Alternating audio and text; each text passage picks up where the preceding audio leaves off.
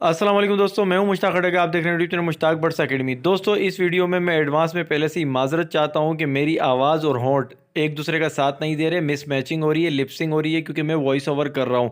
उसकी वजह यह है कि ये वीडियो मैंने बना ली थी, माइक कनेक्ट कर लिया था, लेकिन माइक मेरे हाथ में आपको दिख भी रहा है, मोबाइल में कनेक्ट भी है, लेकिन पता नहीं क्या हुआ, क्या गलती हुई कि वो आवाज़ जो है माइक के थ्रू नहीं आई, इसलिए वॉइस क्वालिटी इंतहाई घटिया थी। और मैं नहीं चाह रहा था कि आपको शोर शराबा और इस तरह की आवाज़ हो जिससे आप डिस्टर्ब हो। तो ये वीडियो जो मैं बना रहा था तो मैंने बनाई थी, ये दानिश एक सब्सक्राइबर है, वो कमेंट्स कर रहे थे मेरी काफ़ी वीडियो में कि सर्दियां आ रही हैं, प्लास्टिक से कवर करना या कवर करने के तरीके बताएं। तो मैंने उन्हें कहा था कि ठीक है, मैं कुछ ही दिनों में करने वाला हूं कॉलोनी को कवर, और आपको साथ साथ दिखा भी दूंगा। तो उनके लिए मैंने ये वीडियो स्पेशल बनाई थी।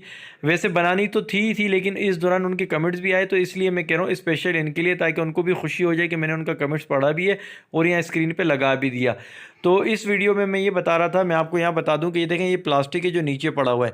अब आप मेरे पीछे कॉलोनी के ऊपर देखें, जहाँ पे डंडे अटके हैं मैं ऊपर की तरफ, वहाँ पे तरपाल आपको दिख रहा है। मेरी माजी की वीडियो में आप लोगों ने देखा होगा कि मैंने पिछले साल जो सर्दियाँ गुजरी उसमें तरपाल और प्लास्टिक से कवर किया था अपनी कॉलोनी को। उससे होता क्या था कि बाहर जहाँ पे मैं खड़ा हूँ यहाँ पर टेम्परेचर 4 होता था, यानी रात में ठंड होती थी, टेम्परेचर 4 होता था। तो बल्ब जलाने के बाद, तरपाल बिछाने के बाद, तरपाल के ऊपर प्लास्टिक बिछाने के बाद कॉलोनी में 8 होता था, यानी डबल होता था। लेकिन 8 टेम्परेचर भी अच्छा नहीं है बर्ड्स के लिए। कम अज़ कम भी 15 तक इस तरह होना चाहिए, ताकि वो ख़तरे से बाहर हो जाए। 15 के अंदर जितना टेम्परेचर होता है वो इंतहाई ख़तरे में होता है। तो मेरी कोशिश ये थी कि करें, मगर उस वक्त मैं ये कर चुका था, और सर्दियाँ जब पड़ जाएँ तो फिर छेड़ना मुश्किल था, इसलिए मैंने बल्बों की क्वांटिटी बढ़ा दी ताकि हीट हो। इस साल मैं इरादे से था कि इनको अच्छे से अच्छा टेम्परेचर देना है, कवर करना है। तो मैं गया हूँ रावलपिंडी में, जो मार्केट है लोगों ने देखी होगी, ये उसमें ये तरपाल वगैरह ही बिकते हैं। वो पूरी मार्केट है, उसमें सिर्फ तरपाल टाट इस तरह की चीज़ों का काम होता है। अब शॉपकीपर ने मुझे अपना कार्ड नहीं दिया, उनके पास प्रिंट नहीं थे, इस वजह से मैं कार्ड लगा नहीं पा रहा हूँ। मेरे पास उनका पर्सनल नंबर है, अब ज़ाहिर है किसी का पर्सनल नंबर भी मैं नहीं दे सकता, तो मैं कन्फ्यूज़ हूँ। लेकिन जो लोग इस्लामाबाद पिंडी में रहते हैं उन्हें पता है कि एक ही मार्केट है जहाँ पर तरपाल वगैरह मिलते हैं, ये मैंने वहाँ से लिया है। और ये जो तरपाल आप देख रहे हैं, ये तरपाल 2 टाइप के होते हैं। एक मेरे पीछे देखें आप, जहाँ डंडे लगे हुए हैं, वो भी तरपाल है, वो ग्रीन कलर का होता है, जो आर्मी वगैरह के खैमे वगैरह बनते हैं उस तरह का यूज़ होता है। और एक आपको मेरे सामने टांगों के पास पड़ा हुआ दिख रहा है, ये भी तरपाल है, लेकिन ये प्लास्टिक टाइप का है, यानी कि इसकी जो शक्ल है, किस्म है, वो चेंज है, नाम तरपाल ही है। ये होता है, इसमें पानी वगैरह भी नहीं जाता। अब आपने ज़्यादातर किस्म पाकिस्तान की अगर मैं बात करूँ तो पाकिस्तान में जो ठेले, सब्ज़ी फ्रूट वाले ठेले होते हैं, मार्केटें होती हैं, पथारे लगे होते हैं, उसके ऊपर आपने देखा ठेले में से 4 बांस ऊपर जाते हैं, 4 डंडे ऊपर जाते हैं, और छत नुमा बना होता है तरपाल ऑरेंज कलर में। ज़्यादा मकबूलियत ऑरेंज कलर में आपको दिखेगी। और जो लोग पाकिस्तान से बाहर हैं और बर्ड्स की वीडियो देखते हैं, तो लालू के संडे मार्केट की जो वीडियो वो देखते हैं, उस वीडियो में भी उनको नज़र आएगा कि जो ठेले वगैरह पे चीज़ें बेच रहे होते हैं, उनकी छत पे जो है ना, ठेलों के ऊपर तरपाल ऑरेंज कलर का लगा होता है, प्लास्टिक की तरह। तो ये उसकी एक आला किस्म है, जो मेरे पाँव पे पड़ा है, ये उसकी एक हाई क्वालिटी है।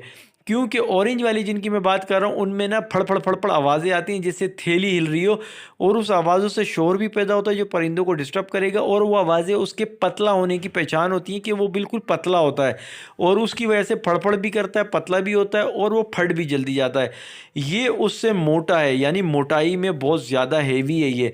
तो ये फड़फड़ भी नहीं करेगा। इसकी आवाज़ जो है ना, वो कागज़ की तरह होती है। एक तो पन्नी आवाज़, रैपर आवाज़, शॉपर आवाज़ होती है, एक होती है कागज़ की आवाज़, गत्ते की आवाज़। तो समझ लें इसकी गत्ते और कागज़ की तरह आवाज़ है, ये इतना मोटा है। क्योंकि मैं वीडियो में आपको इसी तरह ही एक्सप्लेन कर सकता हूँ, ताकि हर दिमाग रखने वाले, हर लेवल के बंदे को समझ आ जाए कि ख़रीदना कौन सा है और उसकी पहचानें क्या क्या हैं। अब ये जो है टोटल, अगर आप देखें मेरे पिंजरे को, अगर मैं घुमा के देखूँ ना चारों तरफ से, नापूँ इंची टेप से, तो ये चारों तरफ से बनेगा तकरीबन, देखें फ्रंट इसका 20 फीट है, इसकी बैक भी 20 फीट हो गई, तो ये 40 फीट हो गया। लेफ़्ट और राइट पे 7-7 फीट है, तो दोनों को मिलाएं तो 14 फीट हो गया। तो 20 और 20 40, 7 और 7 14, 40 और 14 बनते हैं 54 फीट। और ये जो तरपाल है, ये इस वक्त यूँ समझ लें कि 60 फीट ऐसा है, यानी कि मेरे हाथों को अगर मैं खोलता हूँ तो लेफ़्ट और राइट का जो फासला है, इस पे अगर मैं घुमा दूँ पूरी कॉलोनी को, तो ये 60 फीट तरपाल होगा, जिसमें से 6 फीट एक्स्ट्रा बच भी जाएगा, क्योंकि कॉलोनी के जो साइज़ है वो 54 फीट है। समझ आ गई। अब मेरे जो पाँव हैं, पाँव से लेके सर तक जो कॉलोनी की लंबाई है मेरी, वो तकरीबन भी 8 फीट है। सही है। और इस तरपाल की जो लंबाई है सर से पाँव तक, वो 9 फीट है। आपको समझ आ गया।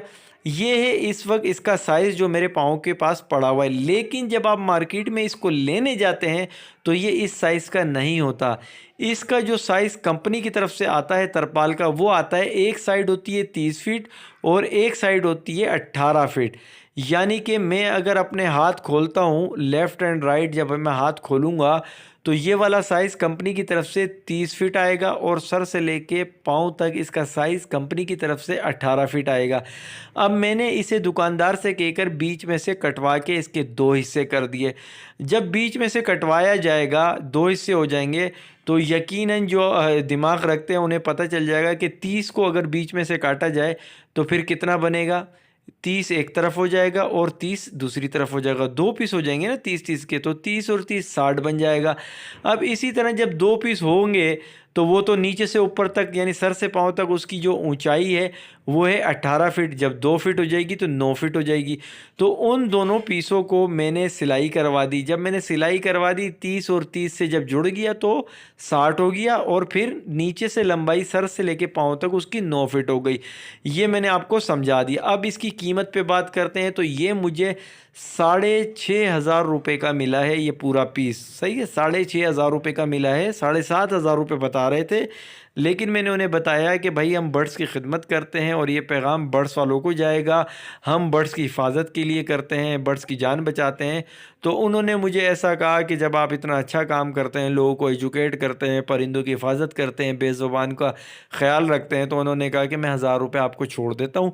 7,500 आप ना दें, आप 6,500 रुपये दें। तो फिर ये 6,500 रुपये में हमें मिल गया। अब कोशिश मेरी ये थी कि मैं इसे लगा कर आपको दिखा दूं कि किस तरह से होता है, लेकिन अब चूंकि ये इतना बड़ा प्रोजेक्ट है, इतना बड़ा है, जब मैं इसे खोलूंगा तो मैं संभाल ही नहीं पाऊंगा। फिर मैं अकेला भी इस वक्त मौजूद हूँ और फिर कीलें ठोकनी है, स्टूल लाना है, कोई ऐसी चीज़ भी नहीं है ऊपर चढ़ा के। तो इसलिए मैं इसे अभी एक्सप्लेन ही कर रहा हूँ ताकि जो लोग नहीं आए वो ले लें। अब आप लोगों को मैं एक और चीज़ बता देता हूँ कि बहुत सारे लोग जो है फेसबुक पे और दीगर प्लेटफॉर्म पे ये शिकायत कर रहे हैं पिछले हफ्ते से, यानी पिछले हफ्ते जो है ना, यूँ 7 दिन 10 दिन पहले की अगर बात करें, आप लोगों ने भी देखा होगा कि लोग एक दूसरे से डिस्कशन कर रहे हैं कि भाई बर्ड्स इतने क्यों मर रहे हैं, बच्चे इतने क्यों मर रहे हैं। उनको समझ ही नहीं आ रही कि आखिर ये वजूहात क्या है। सब कुछ ठीक है। तो मैं थोड़ा सा अपने इल्म के मुताबिक, अपने तजुर्बे के मुताबिक, अपने तजिए के मुताबिक आपको बताना चाहता हूँ कि मेरे नज़दीक ये जो पिछले हफ्ते से जो काम चल रहा था, या अभी भी कुछ इलाकों में चल रहा होगा, वो इस वजह से चल रहा होगा कि देखें, पाकिस्तान के काफ़ी शहर ऐसे हैं जो एक दूसरे से डिफरेंट है मौसम के लिहाज से।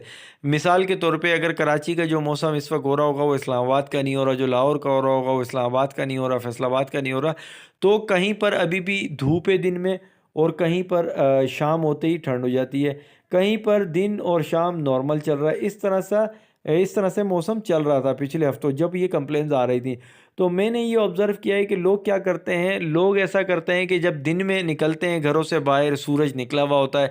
देखें, जब मौसम चेंज होता है ना, तो मौसम एकदम चेंज नहीं हो जाता कि आप रात को सोए सुबह उठे तो एक जैसा मौसम, नहीं।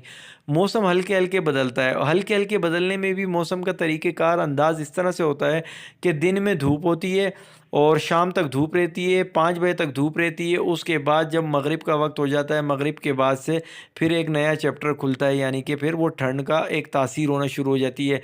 हमें ठंड फील होना शुरू हो जाती है। हम बाइक पे या गाड़ी पर ट्रैवल करते हैं तो हमें ठंड का एहसास बढ़ने लगता है। अब जो लोग दिन में जाते हैं घरों से बाहर, उनके साथ इस तरह की चीज़ें फेस होती हैं। वो दफ्तर के लिए जा रहे हैं, ट्रैफिक में जा रहे हैं, बाज़ार जा रहे हैं, वो खुद थक भी चुके होते हैं। रोड पे जाते हैं तो ट्रैफिक के पोल्यूशन होते हैं, इंजन की गर्मी, रोड की गर्मी, इस तरह की गर्मी तपिश उन्हें लगती है। तो उनकी जो बॉडी का टेम्परेचर है वो उन्हें ये मैसेज देता है कि अभी मौसम काफ़ी दूर है ठंडा आना। जबकि होता क्या है, वो दिन की निस्बत से अपने कॉलोनी, अपने सेटअप को दिन की निस्बत से पैक करते हैं या नहीं करते, जितना भी जो करता है। लेकिन वो उस हिसाब से सोच रहे होते हैं कि यार मिसाल के तौर पे अगर दिन हो रहा है, दिन में 22 टेम्परेचर है या 21 टेम्परेचर है इस वक्त, तो बंदा ये सोचता है कि यार बस इसी हिसाब से कर लेते, जो उसको फील हो रहा हो तो अच्छा वही परिंदों के लिए वो सोच लेता है। और वो मगरिब से पहले पहले, छत पर अगर परिंदे हैं तो मगरिब से पहले पहले वो नीचे आ जाएगा। اگر کسی فارم پہ رکھے ہوئے تو وہاں سے نکل جائے گا۔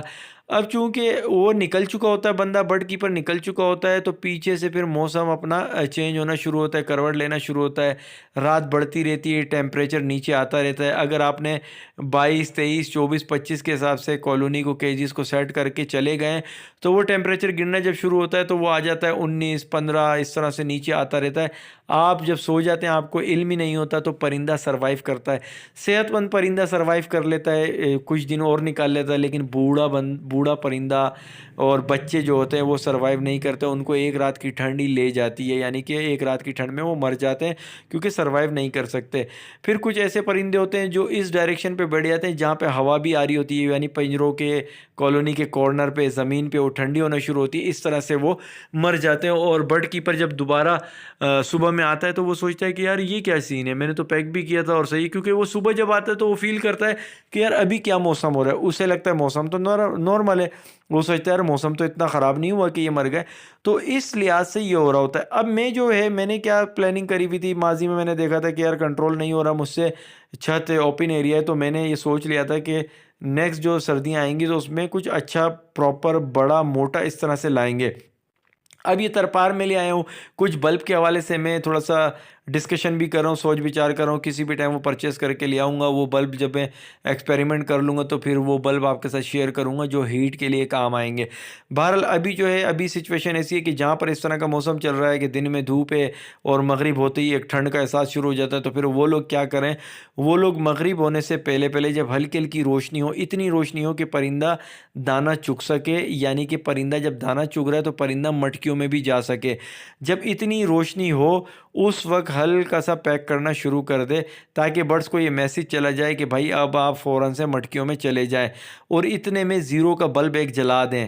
زیرو کے بلب سے یہ ہوگا کہ اگر آپ کے حساب سے روشنی ہے اندر صحیح ہے لیکن پرندوں کے حساب سے روشنی صحیح نہیں ہے، تو زیرو کا بلب انہیں مدد کرے گا کہ وہ اپنی کالونی یعنی اپنی مٹکیوں میں چلے جائیں، اپنے بچوں کے پاس، اپنے انڈوں کے پاس۔ تو زیرو کا بلب آپ جلا دیں مغرب سے پہلے، اور ترپال کو کسی بھی چیز کو آہستہ آہستہ سے نیچے کریں، یعنی کہ فل پیک کر دیں، جو بھی چیزیں اس کو فل پیک کر دیں، اتنا پیک کریں کہ پیور آکسیجن اندر رہے، فریش ایئر کا بھی داخلہ ہو، ایسا نہ ہو کہ آکسیجن لیول ہی ختم ہو جائے اور برڈ جو ہے گھٹن سے مر جائے۔